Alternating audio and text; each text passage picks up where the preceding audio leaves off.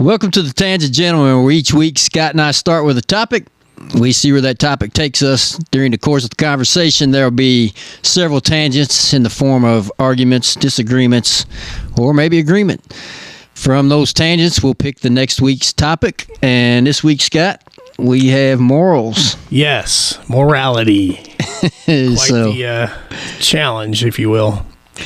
Hey, I feel like we should mention also, you probably noticed a different setting. We're in Top Hill Recording Studio in Fairdale, Kentucky. So thanks very much to our host. Yeah, thanks to Neil Johnstone, recording engineer, for having us out here to video in the studio of our parent company. We're a Top Hill Recording Studio product. Did you know that, Scott? I think I did. Okay. I did hear that. Yeah. All right, morality, morals. Okay. Kick us off. So I tried to, my first approach was, what are some universals? Are there universal morals that everybody, all across all cultures, all societies? So that was kind of my first approach, which ended up being a lot more of a anthropological study than I thought it was going to be. I thought it was going to be more like theological, if you will. Yeah. You know, but it ended up, so apparently there's a fair amount of research on people trying to answer this question, like what are the common themes of morality?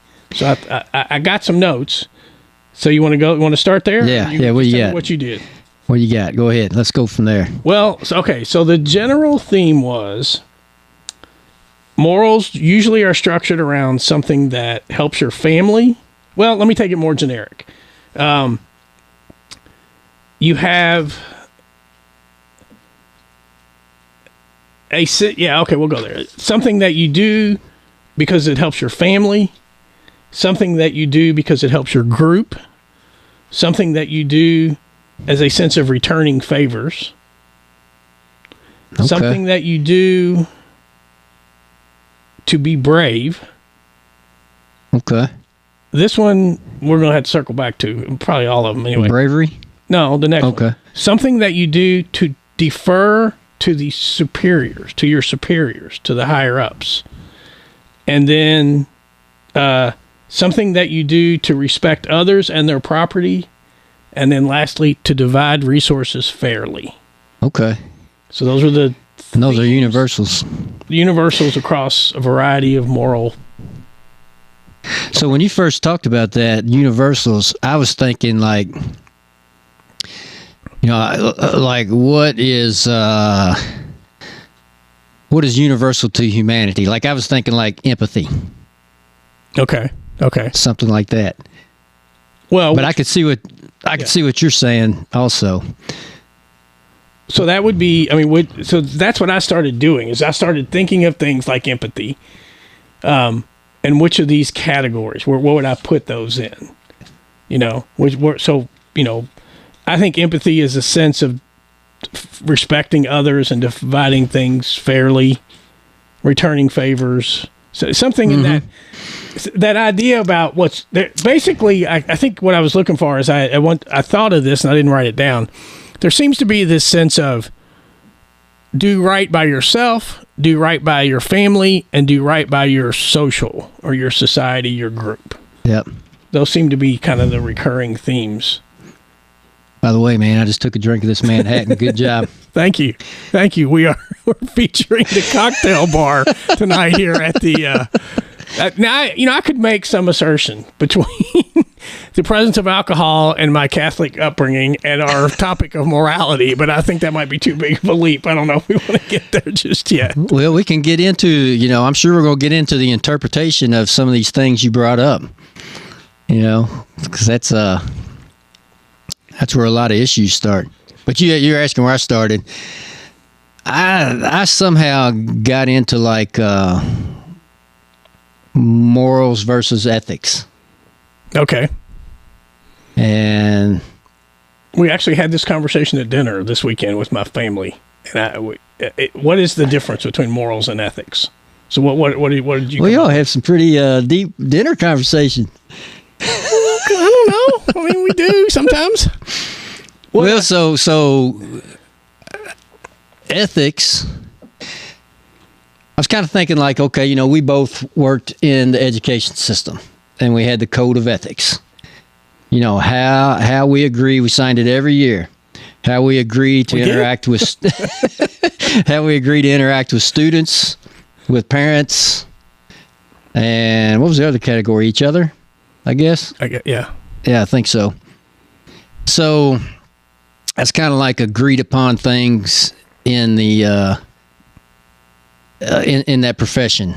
So that's kind of how I would think of ethics, just because that's what I'm familiar with. It's something that's been created like external to you. Like your morals are internal to you, right? Okay. Aren't morals internal? I don't know. I don't know that I mean, they're internal in that it's what you do, but I don't know that they're... Why would you say they're exclusively internal? Well, because I think they are. They're a part of you that you've developed from what you've been taught from parents and your culture and... maybe where you live geographically, just a lot of things that have developed. So so to me, that's not internal. Like that's definitely an external component.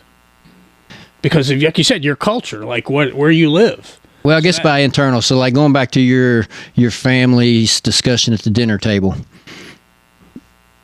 the four of you probably have several, very similar moral values, but there's going to be some differences in the four of you at the table. Yeah, that's true, but there's also some pretty stark differences. Yeah, so if you compare that to the code of ethics for Jefferson County Public Schools, that's exactly the same for everybody in that organization. They've been developed external, outside of every individual in there. Okay. And we all agree to adopt these ethics, even though we might have, or not might, we all have some differences in our moral values. Right. Okay. That's what you're saying. Yeah. Yeah, that's true. I mean, one of the things that I found, because I actually went down this path, it was sort of I can't say I was really like poking the bear or being provocative, because it was just me, so there really was no one to provoke. But I started doing sort of this comparative analysis of these two interpretations of morals. Like the one that I hear periodically people talk about, Sharia law, which is Muslim law. Mm-hmm. Oh, you don't want to do that. That's like Sharia law. Those people want to have Sharia law. And then the other, so my comparison was sort of evangelical Christians. Like, what's the parallel? Are there any parallels between those two? Well, you're going to get us in trouble here. Well, I'm going to get my phone out because I'm just keeping track of time on my computer at home. Okay. And I don't want us to run for 4 hours. Yeah, I don't even know when we started. So go ahead. I like where you're going. I don't know, because to your point, if we how close to the edge or to the flame do we want to walk tonight? Well, I mean, we could just look historically. I mean, all right, so did you try to lay out... I kind of laid out a path to the way things can go badly if you live by moral values. Okay. Not quickly, but how it can possibly happen. Because there's obviously there's healthy morals, right? Just guides to behavior. There's healthy morals. But, there's also, though, a lot of historical events that you can look at where people did horrible things and they felt like they were very morally certain that they were doing a good thing. Right. And the biggest being maybe, that everybody would know would be Nazi Germany. Or slavery in the United States. Yeah. Or colonization. Yeah. There we go. Throwback. But the one issue about that was a universal amongst everything I read, and you already alluded to it, is there is a cultural component to your morality. Your morality is dictated by the culture in which you live. So if you were 9... Or the time period you lived. Or the time period. Right, sure. Yeah. So, I mean, but if you were 9 in Berlin in 1932, you probably would have a very different cultural perspective than you or I had at 9 years old. And subsequently what we were taught and what we would think of as right or wrong. And similarly, if you go to 1852, I mean, if you lived in somewhere Alabama in 1852, you probably saw the world very differently than we did. And you cannot escape how that will influence your morals. Yep, I agree. But then I think the difference, the thing you mentioned there is something about authority or power. Deference to superiority. So, I mean, like, if you talk about 1852 Alabama, there were plenty of people that knew what was happening with transatlantic slavery was wrong at that time. But there was a power structure that was saying this is okay at that time. See, I guess I want to push back. I don't know that there were plenty of people that knew it. You don't think? I think there was a perception that some human beings were better than other human beings. I mean, you look at the people that wrote the Constitution. Certain people were 3/5 of a human being. Chris can check me on that. Social studies, fact check me later.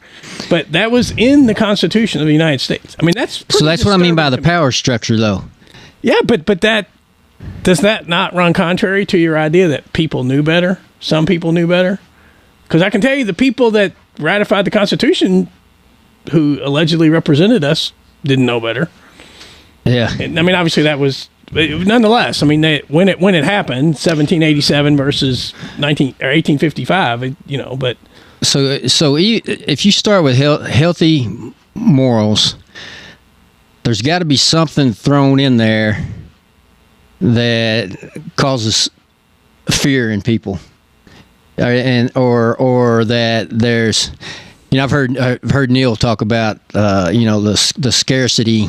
People living by, what do you call it, Neil? Not scarcity factor, but if you live in this, if you got a way of viewing things that there's not enough for everybody, whatever it might be, there's a scarcity about it. But if something puts some fear in there that can turn this tribalism that humans are prone to live with in a negative direction, to where we've got to protect our own, and then it becomes us against them, and then the next step is kind of some sort of dehumanization. So where, is that the path you just described? Is that part of your idea of sort of morals gone awry? Yeah. Oh, yeah. That's what I'm talking about. Yeah. I think that's the negative path that goes on with any of these things we're talking about. With Nazi Germany, slavery, colonization, crusades, Salem witch trials. Any of these things like that. There's part of that too is I don't know if it'd be moral superiority. You get into that where it's us and them, but it's also I'm right and you're wrong. There's no humility. There's a certainty that what I'm telling you is right, and we got to get rid of you if we want to save society. Yeah. Well, okay. So I agree that's the dark part of it. Yeah. But let me just cycle back to what I said as far as my comparative. So there is a group, Protestant evangelical group in Moscow, Idaho, in the United States of America, that believe women should not have the right to vote. and they are structuring their town around that. And the reason I discovered that is because of the parallel to Sharia law. Yeah. Like the idea that, according to some sects of the Muslim faith, women should not be, they should wear veils. And like at Afghanistan now, yeah, right? Right. Yeah. And the Taliban, like that's an extreme version of Sharia law. So to me, that is depriving women of a right that I think should be universal. How is that any different that in Moscow, Idaho, in the United States of America, women, I mean, this hasn't happened, but there is a group that is advocating for that. And to me, to say that, Sharia law is terrible, but this is okay, like I can't square that circle. I mean, that's not going to work for me. I mean, that is depriving a human being of a fundamental right, which to me goes back to this idea about one of the fundamental ideas of morality is allowing people to be who they are, and then getting into this idea of what it means to be brave. And so a couple thoughts on that is the idea of being brave is a way to resolve conflicts. Like someone has to step up. It will. And that's a moral if you think thing. The way to solve the conflict is by everybody doing what I think is right? Well, I'm not even advocating that. I'm saying we should have, to me, the being brave is we should have a conversation about this. Oh, yeah, yeah. As opposed to, no, you're of this particular, genotype, so therefore you forfeited your rights. Like that part to me is just... Well, that's that us against them, and someone has to be less than, right? Yeah. I mean, that's true. That's the manifestation of it. But I don't know. I don't even want to give that credence enough to say that's part of a moral discussion. If someone wants to argue that perspective, to me that is amoral. Actually, it's immoral. That's not even amoral. That's immoral. Yeah. So that's just my personal take on it. So you wouldn't consider that a moral value of theirs? Is that what you're saying? Like you don't want to give them the credit of even calling that a moral value of these people that live set in the chimney stacks of Idaho? I don't know. All I know about Moscow, Idaho, the reason I know of it is because Idaho State, the football team, which my son created a team in one version of NCAA football and created a dynasty out of Idaho State. And so for a while, he was like constantly wearing Idaho State Vandal stuff. Well, Idaho State are the Bengals. So that's why. Shout out, Chris. You better watch him.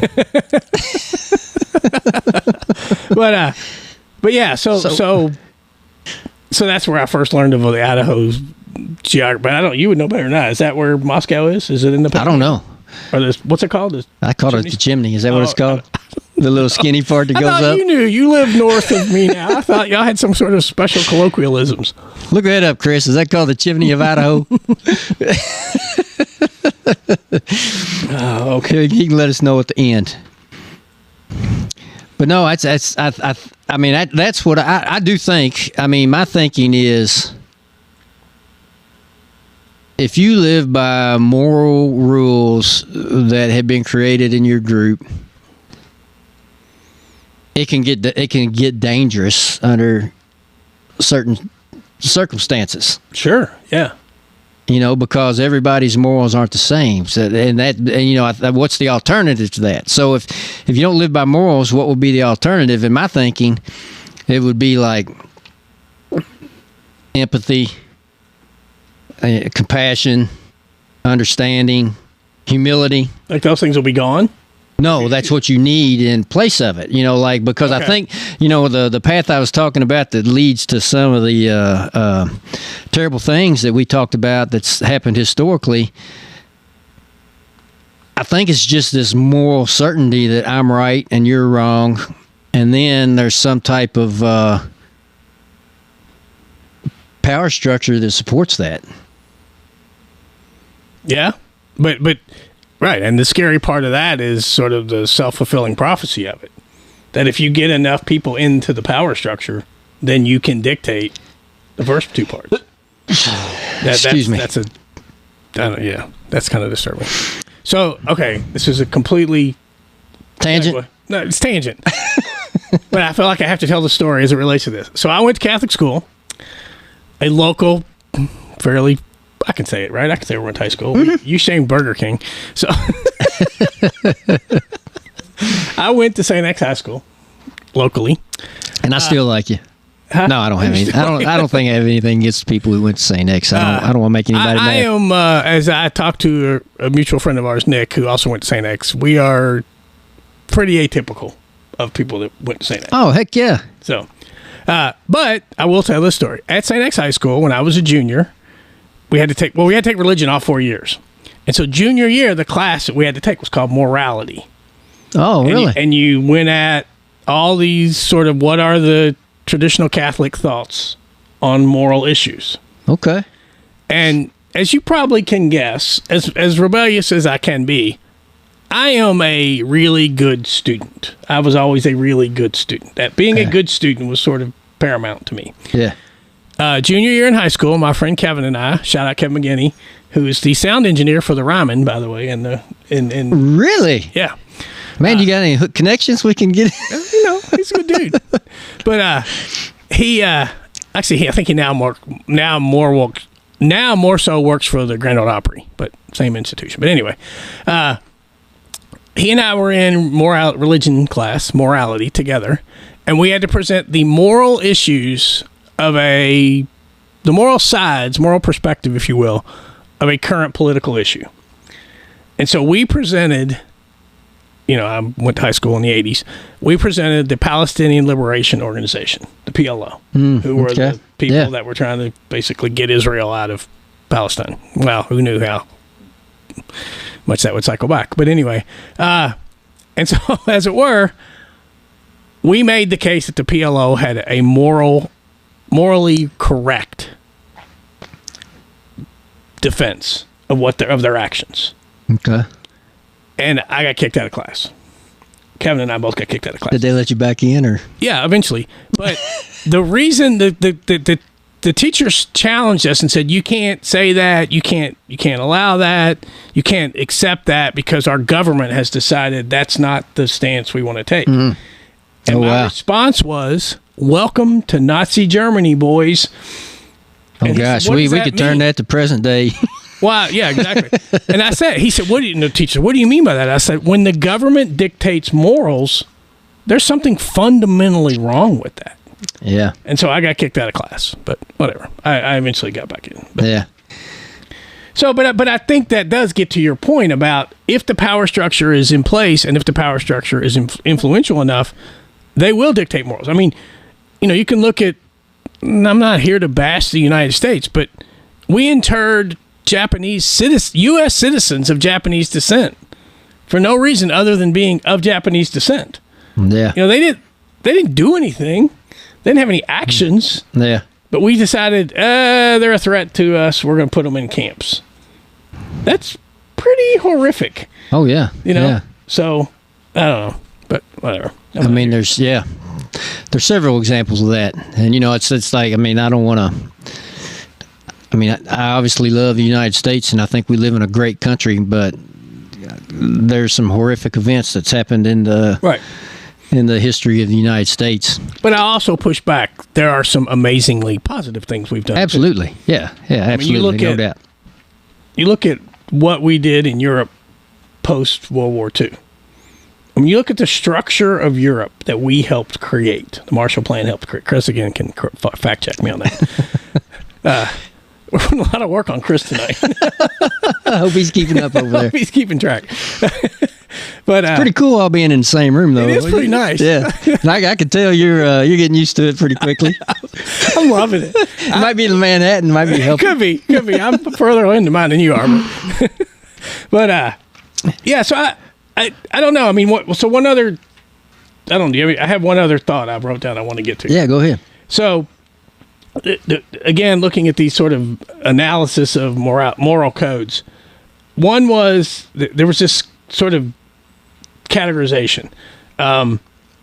There's a moral code for autonomy, which gets at the idea of you have to have justice and individual rights. Mm-hmm. There's a moral code for community. There has to be a component of community, which is part of the hierarchy, your duty, your responsibility to the group. And then there's other piece, which we haven't talked about, is a moral code of divinity.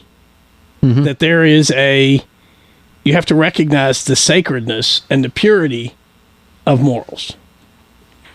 And that can be dangerous, though, for the same reason, I mean, I think strictly living by any morals can get dangerous,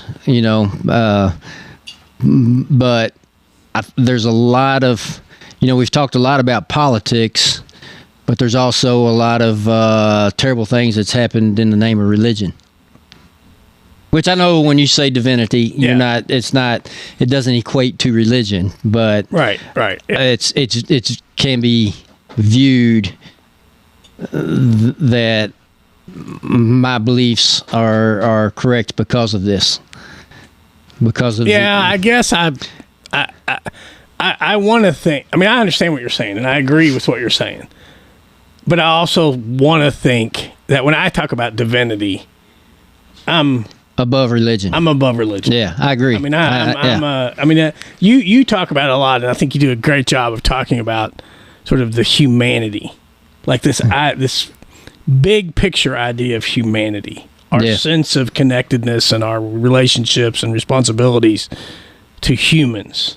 Yeah, and I believe there's something in every human that's, I guess if you wanted to call it, is in the spirit world.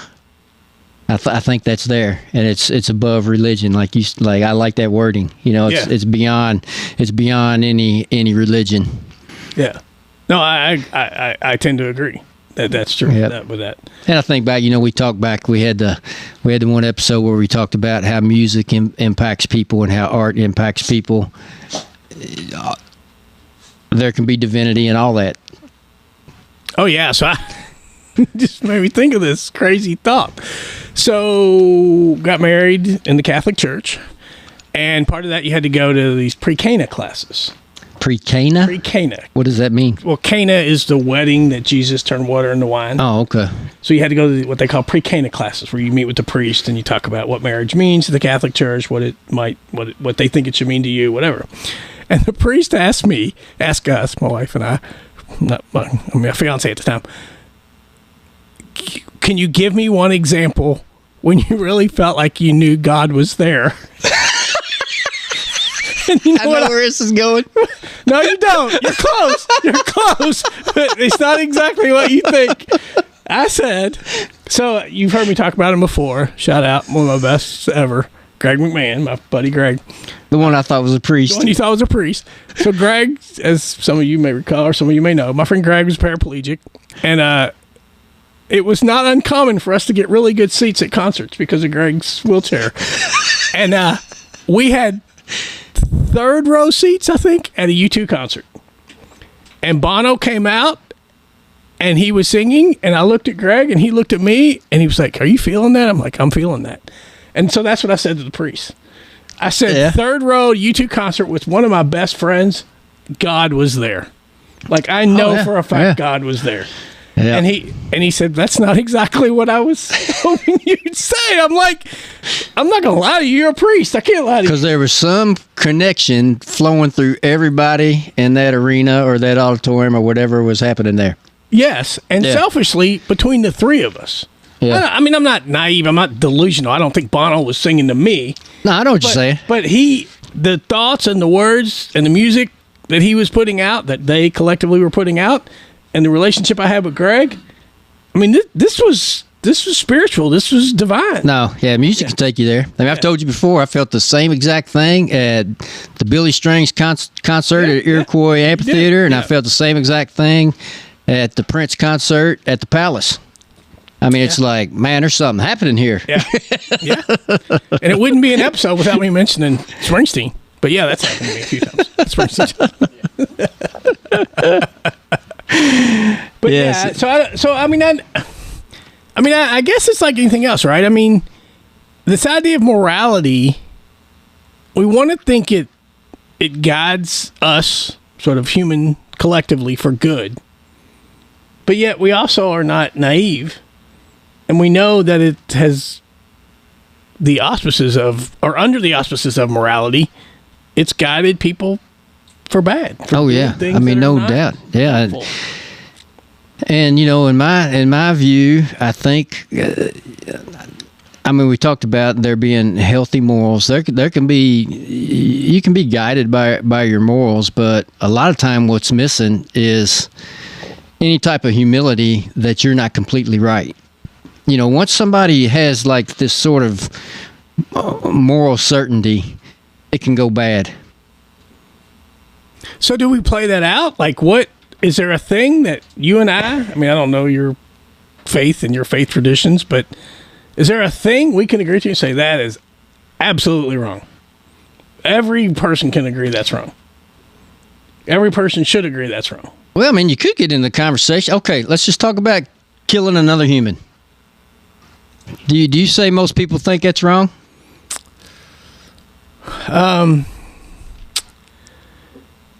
Yeah, just yes or no. I just want a yes or no answer. Do most people think killing another human is wrong?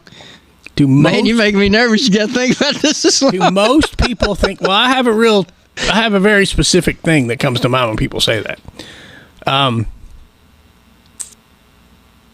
No, I don't think most people think that. That's wrong? Yeah. And here's why I say that.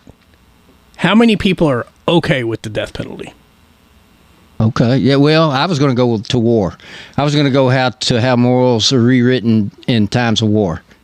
That's what I was thinking. Because I was thinking what your answer would be is yes, most people think killing is wrong. But you were thinking a little deeper, which you're right on that. But I mean, the number of people that defend the death penalty blows my mind. Yeah. Like, it is something that I, a long time ago, decided this is wrong. Independent of however heinous of a crime, and I'm not in any way excusing the crime that those people committed or allegedly committed or did commit. I don't like the fact that my government kills people and it's sort of on my behalf. So somebody who thinks the death penalty is a good thing, do you think if their beloved brother killed somebody that he should be killed, or do you think they would change the rules for that? Yeah, I don't know. I can't. I mean, I can't. I think they'd probably change the rules. You know, I think it's like,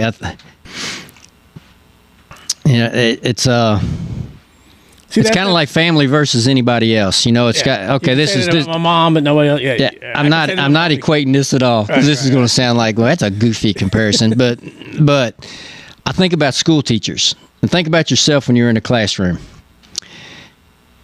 If Brian or Evan make a big mistake and do something, you would have corrected them and you would have told them what you think is right, and then the next day you get a fresh start. You know, they're totally forgiven. We're starting all over. But a lot of times when you're in a classroom, you have that kid, you just can't let go of the stuff they do. They're not getting a rewrite. They're not getting forgiven. They do this stuff all the time. Even if your kid is bad and does stuff all the time, you're going to forgive. Man, how great would schools be if teachers could have a fresh start with every kid in the classroom every day? Yeah. And I'm not trying to compare that to the death penalty, right, but it's just... Right, but it gets at this idea of, which I saw a lot in the stuff I read, this idea of moral relativism versus moral absolutism. You know? Well, that's kind of what I was calling moral certainty, right? Yeah. Yeah. Well... Or is it? No. So what's moral absolutism? Like, it's wrong. Well, isn't that what... Yeah. If a person does a thing, it's wrong. It doesn't matter who they are, doesn't matter how wealthy they are, how poor they are, who their family is, it is wrong. There's a wrong, and that they committed that wrong. The relative is, that's the absolutism. The relative thing is, well, it was complicated.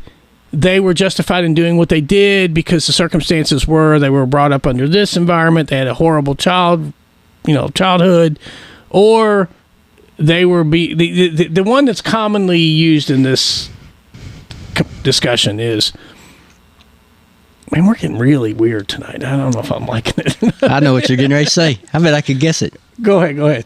Abortion. No. Okay. A spouse who is repeatedly abused, and she presuming she's a woman, she responds and kills her abuser. Is that a moral dilemma? Well, that's absolutely. I mean, if killing another human being is wrong, then it is a moral dilemma. If you say moral relativism, it's not wrong. Yeah. So I mean, I don't have an answer. Man, we're just brushing on every touchy topic you can brush on tonight. For the 9 of you that are regular listeners, we apologize. No, I mean, it just make people think. I mean, you got to think about those things, but I just keep going back. I think if people didn't try to live by, I don't know, it's not live by morals, but I do think you have to have some empathy and compassion for other people. You got to have some understanding for other people that might think differently than you. And then the big thing that I think you are missing a lot when things do go awry with morals is just some humility to think that you're not always right. Yeah. I mean, and I know we've come back to this several times, but you could put this same train of thought on what we've been calling the echo chamber. Yeah. Personal feeds. Yeah. I mean, you're seeing all this stuff that just reinforces what you think and is just constantly trying to make you think this stuff that I see and like to see all the time and believe is right. Your stuff is wrong. So it's me and you. Yeah. I mean, that could go wrong quickly. That's why I intentionally tried to do this comparative analysis between evangelical Christianity and extreme Muslim thought. Because those, in theory... You talking about extremes in both religions? Well, if you think evangelical Christianity is extreme. I mean, is that what you're thinking? To my version of Christianity, it's extreme. But, again, I don't want to say that. I'm hesitant to say that because that puts me in your echo chamber. I'm right, you're wrong. I get what it's like to be a Christian. No, okay, but here's the difference, though. You're very open to other people's way of thinking. You're not going to tell somebody, no, you're wrong. Well, I mean, you will. You've told me. What did I tell you?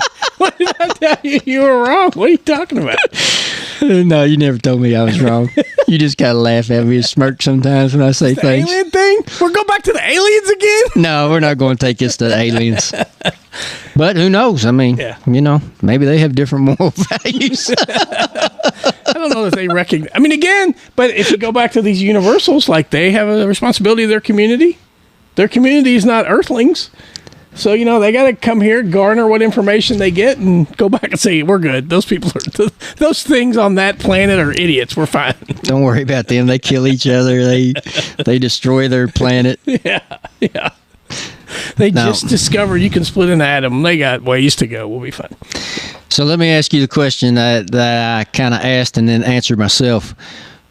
Okay, first of all, do you think it's dangerous to live by what you believe your moral values are?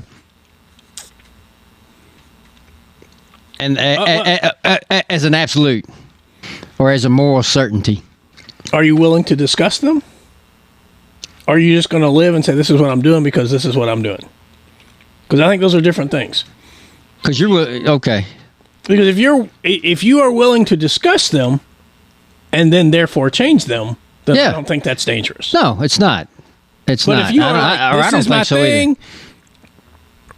And if you don't live by these, you're wrong. Yeah, I think that's pretty dangerous. And then if you don't live by these, you are not as human as I am human. And if you don't live by these, yeah, wherever that goes, we got to get rid of you. Yeah, that's pretty dangerous. Yeah, that's pretty dangerous. Then what would be the alternative to thinking that way? Or in the term of morals in general? I think more, if we go back to my original list, a responsibility to the community has to recognize that the community may not be just people who think like me. Yeah. Like you have to, because that's the thing. Like, I could pick the most extreme example. I don't know what it's like to be a 25-year-old trans person in wherever, in Kentucky. That doesn't mean I know exactly how that person should think and behave. Oh, yeah. And so I have to be willing to listen and understand from that person. As opposed to say, nope, you're wrong. Yep. I'm 60. See, there's so many people that don't want to understand. That's what I think. I keep coming back to empathy, compassion, understanding, and humility. I keep coming back to those four things. Which I think those are, other than this, the one part about this that I said, the one I flagged was the deference to superiors. That kind of freaked me out. But I think that also, if you look at like the moral code, like 10 Commandments, and I haven't read the Quran, so I don't know what's in there. You know, in the 10 Commandments, it says, honor your mother and father. I wonder if that's part of where if that idea is universal, is that where that moral piece comes from? But I mean, you can learn a lot from your elders or superiors. I mean, if they're good people. But that also could be, if things go wrong in that direction, you've got to have that authority figure that supports that. But I think your idea that you just enumerated, that's really what, to me, that's what morals should be. Yep, I agree. So, all right, is it time? You ready to bring Chris in? Let's bring Chris in. We need some fact checking. All right. Chris, you could actually physically come in. Chris. Have a seat, man. Have a seat. What are you drinking? Cheers. Let's cheers. I've been. Cheers, Neil. Man. Ding, ding, Neil. I need to. Here you go, Scott. I'm empty. Are you really? My wife said that's a bad thing. This is a great Manhattan. I knew that would be the problem. We would be empty before we got to this point. But hey, I tell you what. Is this the first one that needed a two-parter? I mean, this never really wrapped up anything. We'll piss off everybody in the United States if we have a second one. Just kind of. No, we are anti two-parters. Just kind of adding on to what you guys were just talking to. I think morals without a sounding board is dangerous. So if you have your morals that you're stuck on, but you're not willing to listen to somebody, or you don't have that person or people in your life that'll say, "Yo, you're off here, man." And I got to tell you, like, working with you, I remember going into your office one day after a faculty meeting, and I remember, I'm the assistant principal, you're the principal. I said, "What the hell was that?" What do you mean? And it was kind of when he said, rigor, you know it when you see it. And I'm like... when I compared it to pornography. The judge, when he talked about the judge, I remember that. No, that was the pornography, wasn't it? Yeah, but I'm saying, but he made reference to the judge and the pornography. I was like, I got to admit, afterwards I thought it's pretty brilliant. I mean, he did quote a Supreme Court ruling on that. So... no harm there, but I enjoyed it. Like this is. I knew it would get deep because it's just so individual. My brother and I were back here saying, like, we kind of feel like morals were very personal to you, and were ethics. Like if you have ethics that are like supposed to be accepted by everybody in JCPS, or as a teacher, you have a board of ethics, and that's more of a universal thing. So it's that's kind of something everybody's agreed on. Yeah, but. Just kind of going around, bouncing around. First of all, I think that Billy Strings feeling was just a contact buzz. I went to the Old Crow show when they did Bob Dylan at the amphitheater, and I'm like, I don't think it was, man. People were feeling it. What do you think, Neil? I was definitely contact. Yeah. I mean, you are feeling it, but you're feeling it. It's an enhanced feeling. Yeah, man. I remember walking into the Old Crow show there, and like, yeah, they admitted to that, and that's understandable, and that's all good. Hey, it was a great show. But man, let me just read before I get into a couple of comments. Let me just read a couple of Let me read all the things y'all talked about tonight because y'all were tangent city tonight, buddy. All right, so we talked about domestic violence, of course. We brought that up, and murder. Oh, okay. Of course. Then we brought it back to the family talks. I hear murder podcasts are big. Yeah, they are. They're big ratings. Family talks around the dinner table. That's great. Sharia law, of course. I'm sure that would come up. Bono, you two is going to come up. We even talked about civil rights for 2 seconds tonight. Video games, dynasties. I thought that was great. So I got a couple questions that I was just pondering back there that I would love for you guys to talk about. And I think we missed a big topic tonight that would be interesting going forward on that. But let me ask you this before we get into this. My main question: is it more ethical? Is it morally ethical to be a billionaire? And as a conversation piece, let me ask you this: you have the and I didn't write the names down because it doesn't matter, but the CEO of Costco, the CEO of Sam's. Now, the CEO of Costco worked there, started as a forklift driver. He worked where? Costco. Okay. His employees make $22 and usually over $30 an hour. So the average salary there, or the average hourly rate, $30-something an hour. Really? Sam's. Okay. Sam's CEO makes a little more money. The average employee there is about $16. About $16. Neil's bringing us some info. What we got here? What we got? What's Jim and I say? Read that stat for just so you understand. That first one? Yeah, okay. Yeah, the fundamental difference between 1 million seconds and 1 billion seconds is a massive leap in scale. 1 million seconds is just over 11 and a half days. Where 1 billion seconds. So if you had a $1.8 billion slush fund, that is 31.7 years. I think as humans, we do have trouble with that. 11 days to 31 years? Is that what it was? Yes. 11 days to 31 years. So here's a guy. These guys are CEOs, and in stock options are approaching or are not already at the billionaire. But one values his employees. They're making $30 an hour, $32 on average. Sam's guys make $18 an hour. But they're both billionaires. So the question is that morally ethical in the United States of America? Or could you argue that it's not? I would argue ethically it's not. But morally, I don't think morals really come into play on the part. This is where we talked about earlier.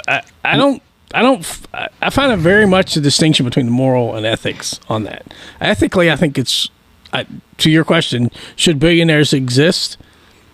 Probably not, but considering my homie, what you call him last week, my unknown influencer. Bruce Springsteen? Bruce, yeah, I really wanted that podcast. I think he's a billionaire. I really wanted that podcast. I guess So you're answering this because Bruce Springsteen is a billionaire. What I'm getting at is he a billionaire? He's not a billionaire. So. I think so. I think he is. But whatever. He's a different kind of billionaire, though. But again, there you go. That's relativism. I think a billionaire has a ethical responsibility to provide a lot more support than most billionaires do. Yeah, I mean, because it comes down to, do you need 11 days of money? Or do you need 30 to 31 years of money? Yeah, and it's just crazy. I love a company that really focuses on their employees, because there's got to be a certain point to where you're making so much money as a billionaire or millionaire that you got to make up stuff to buy. I think obviously it would depend on what that billionaire does with their money, right? I agree, 100%. I mean, I'm on the edge of saying it's. I mean, Scott, I don't think I can before you say anything, let me say this. I think you'd be a great billionaire. Because in the end, I think you'd just be about a 10 millionaire. I think you would be that guy that invests in their people. I'd be like... well, here's the thing, too. Bezos' wife. This is all relative, too, though. Yeah. I mean, there's plenty of people in the world that could talk about the money we live off of and ask the same question. That's a great point. Why don't you give more of it away? Yeah. That's a great point. Do you really need a house? And I probably don't give enough of my money away to people who need it. I probably don't. I probably should. I mean, I always feel like I should probably do so. Is this about the tip I gave the other day? I think we're all good tippers. It's just a big question. It's like that. Yeah. That brings it home. Yeah. to me. Like, okay, the things I buy Because that I in don't that need. billionaire's world, everybody he's around, he's not really making that much more money than everybody he hangs out with. Yeah. Okay. So let's move to the real question. Like, I thought we would get into the future coming with AI, and who teaches AI what morals or ethics are? Question: you've got an AI car. Well, AI is going to be about advancement, right? So it's about advancement, but here's the situation. So are they going to have any morals? No, I don't think they'll have morals. Okay, well, here's the situation. You're programming the Wago car of the future. And what's that? Wago. That's one of the brands that has driverless cars. Okay. And I mean, it is amazing, right? All the technology, it would be hard for this to happen. But in a scenario where you have that car has to make a choice as to whether crash the car and possibly kill the passenger. This is the old train track dilemma. This is AI. Yeah. This isn't a guy deciding between his family. Yeah. This is an AI. Who teaches that AI? You go straight into the person and protect your passenger? Or do you swerve off and possibly kill your passenger? So do you protect the passenger, kill the person that jumped out into the middle of the road from a blind spot? Or, I mean, that's AI. Yeah. AI is going to be a big question with morals and ethics. What do you think? Let's say in that situation, you're programming it, Scott. What do you have to do there? Well, I know you're going to find this, loyal listeners of this podcast are going to find this impossible to believe, but in this case, I'm going to defend the AI because the evidence for the machine-driven car as opposed to the human-driven car, the machine makes better decisions than the human. Oh, really? On current research? Well, what about in this decision? You don't think that's billionaires wanting to sell these cars influencing what we're reading? I don't think so. You don't? No, I don't. I think it's the same argument we talk about. Is it safer to drive or fly? So, but I think it's a volume thing. Look, you're messing up with my perfect question. I knew you would say all that stuff. I came up with the perfect question. So who's going to train? You have to program the AI. Well, it's unlike me to protect. But since I made reference to it earlier, I have to invoke Pope Leo, the encyclical this week that he released, which is some papal doctrine on thoughts, said that AI we cannot let AI progress without finding a way to incorporate the humanity.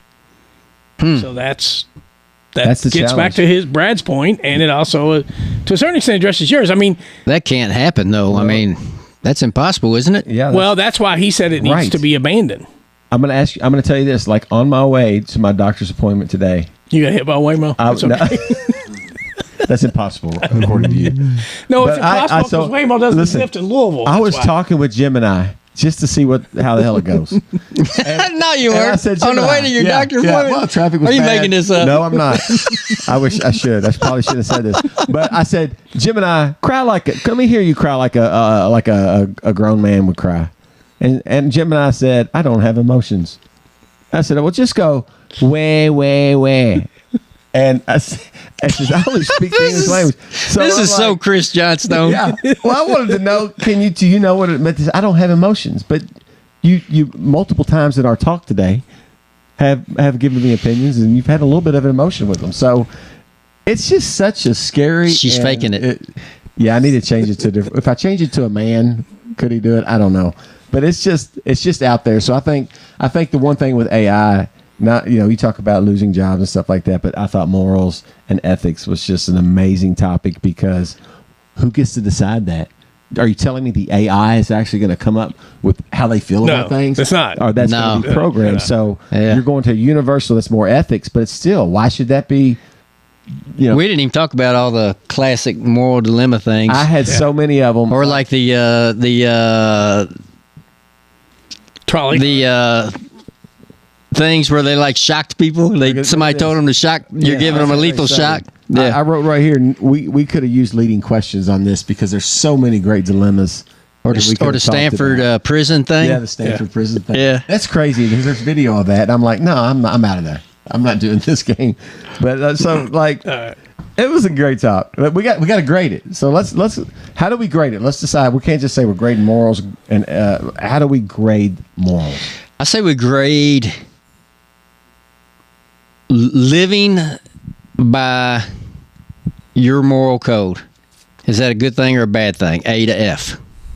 What do you think, Scott? Is that a good way to grade it? Yeah, that's good. I hate to be the proverbial B-, but I'm going B-. Because I think, in general, I think more often than not, it's good. I think it's good with the sort of asterisks of as long as you're willing to be open to conversations. I'm going to put a disclaimer out there. That's the key. Before I do it. All right. And I think the big thing is humility. I don't think if you have, I talked about empathy and compassion and understanding others. Yeah. But if you don't have any humility and you have this moral certainty about what you're living by, I think that's very dangerous. Oh, yeah. So is that what we're defining as a moral code? Well, I think, I don't know. So I'm going to do mine with somebody that has some humility. And that's what I was getting. That's I think it's a B. Okay. If you've got some humility and you can accept the fact that your way is not the right way, and it's not me against them if they have different beliefs than I do, B. I think it'd be a good thing. You can have very healthy morals. Yeah. And like in our business, especially you were across the hall from me for years. Every kid I talk to has a different story. And that shapes your morals. So I cannot put my morals on another kid. I didn't grow up. I agree. In their house. And you had said that last week. And when I was researching, I kept coming across this thing about the cultural component of morals. And that's what you said last week was just resonating in my head about, well, that's what I think, but I can't project that onto this other person, which is because you have a different culture. Yeah. So, yeah. And it's you can see it happen all the time. And I'm not saying like all 31 years of education I've had that. You kind of learn it. I think you learn your morals change. But I and your think you morals learn it first as a classroom teacher. I can't believe you didn't do your homework. Well, then you realize there's lots of reasons why that kid didn't do their homework because they didn't go home to a situation that was like the situation that you went home and to. how valuable was that homework anyway? Yeah, exactly. A lot of times. Yeah. So I think morals, I will give morals, look, I think everybody, especially as you grow older, you want to establish your morals. But I think I'm with Brad, like, you've got to be open to these discussions. You got to have somebody in your life that can say, I don't know why you believe that. What about this? And you got to listen. When you get morals to where they're not listened to and there's no sounding board, you get a cult. Yeah. Yeah. Yep. That's what you get. So, as a matter of fact, that's we can kind of. Are you? So I will give morals. And I like that. You hear her over there? Yeah. Agreed. That's a positive. I think That's morals, a positive affirmation. If you have that sounding board and you have people that'll tell you, what the hell was that? Yeah. Then it's an A, man. It's good. A, you yeah. can't be rigid. Oh yeah, I You get. gotta be Yeah. open. So if you're flexible, it's okay to believe what you believe, but you also got to look at it from other people's perspective. And you don't do that all the time. But so I give morals an A-. I don't want to say B+. It's just too many B pluses flying around. Yeah, B+ is an easy grade. All right, Yeah. so guys, Tangents, the 3/5 all right. clause about that. Yeah, was that right? So like the 3/5 clause is interesting because it's like it literally counted slaves and Indians as like 3/5 of a person. Yeah. Now, when you think about that, you're thinking that's something the South probably wanted, but that's what that was the agreement between the North and the South, and the North worked it out. Because they didn't want that much representation in the South, right? So what it did was it gave the That's so South crazy to think about. so much voting power. They could block any legislation because of their number of representatives in the Congress. So the 3/5 clause was, I think James Madison, if I could be wrong there, we'll get fact checks. Maybe we'll get go ahead and comment. Who makes a great Love to have a cupcake. comment. So I think it's Dolly. Oh. But anyway, I'm sure he could too. I'm sure he had people working for him that did that. He could. But the 3/5 clause was from the North just to the Dilute the Southern influence. Convention just to have an agreement. Yeah. You know And what's it killed even them. crazier It killed them than in the Congress? Yeah. What's even crazier about just that in itself is that wasn't very long ago. Not by when you look at things in the whole perspective of the world. Yeah. We're such a young nation still. Yeah. It's crazy. So okay, Are you guys ready? Yep, let's do it. Here are our tangents. Where we at? Come on. All right, so, and of course we always have the wild cards, but we got some pretty good choices here. I'm interested to see where you guys go. I think, hang on, Scott, before he reads them, I think we let Chris and Neil pick our topic for next week. You good with that? I'm good with that. All right. All right, here we go. All right. So here we go, Neil. Here's what we got. The first one we talked about, you had a little bit at the beginning, us against them type of scenario, and you lined it up with ethics. It made me go with just an underdog stories. You're an underdog, dude. My mom was an underdog. You know, she grew up with the GED. She had me when she was 17 years old. My mom and dad now been married 55 years, going on 55 years. Amazing story. David and Goliath. You got all the stories with underdogs. So just underdogs, and you can go sports, life, personal, just the inspiration by underdogs. I'm sure Bruce Springsteen was an underdog somehow. Cavaliers played their underdog role. And they got destroyed. They look like they quit. Show up. Come on. Come on, Seriously. Donovan. Well, Seriously, Donovan played hard. Okay, so we also talked about the video games a little bit, and I love that. And it just led to censorship in general. Would be a great topic to talk about censorship from movies to music to video games, and what has it really done over the years? Now this is something I've read about a little bit and listened to some podcasts on. Censorship, how it's changed over the years is crazy. Do you remember how big it was? It NYPD Blues. They said the S word.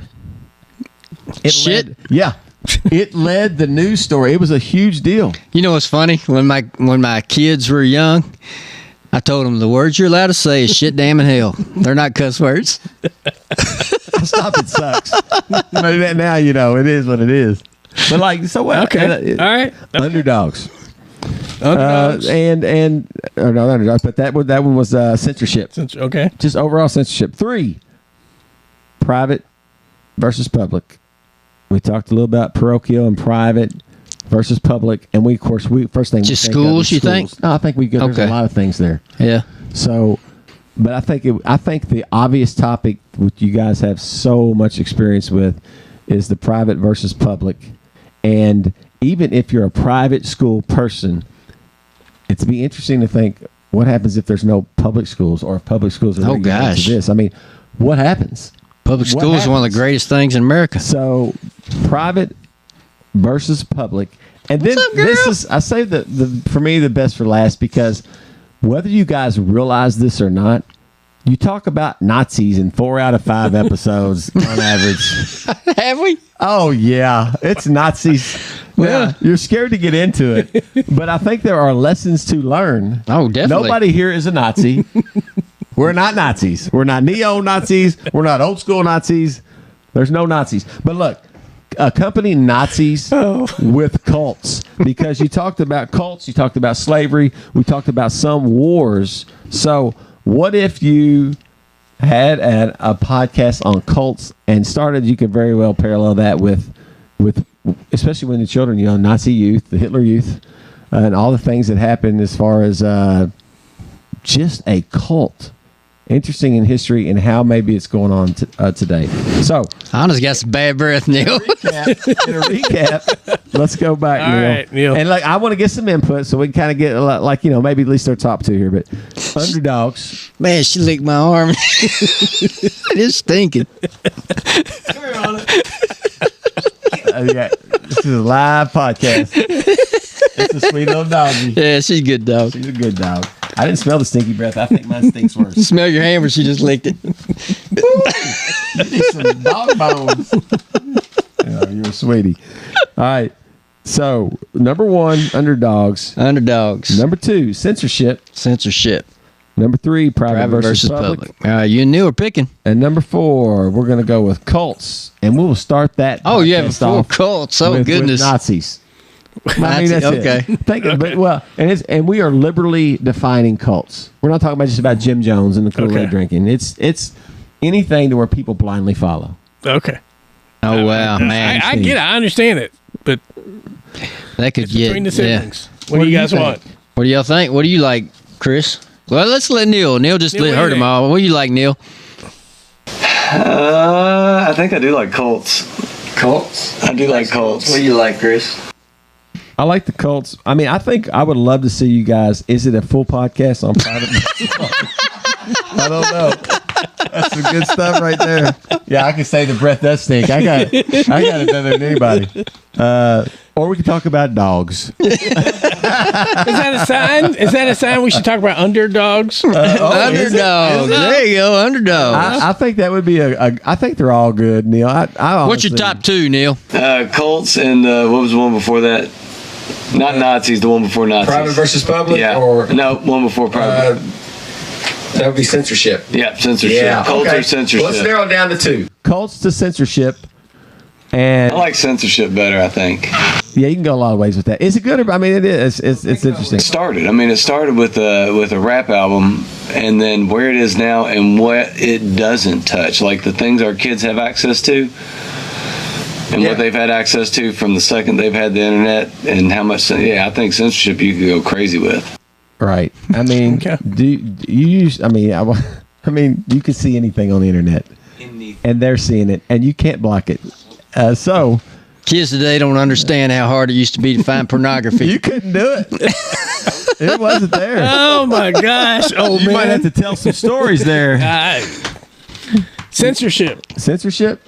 If you all were picking between censorship and We're letting y'all pick. I'm staying out of it. Yeah, we're out. Plus, I got There some no censorship? terrible breath in my face. All I'm right. good with it.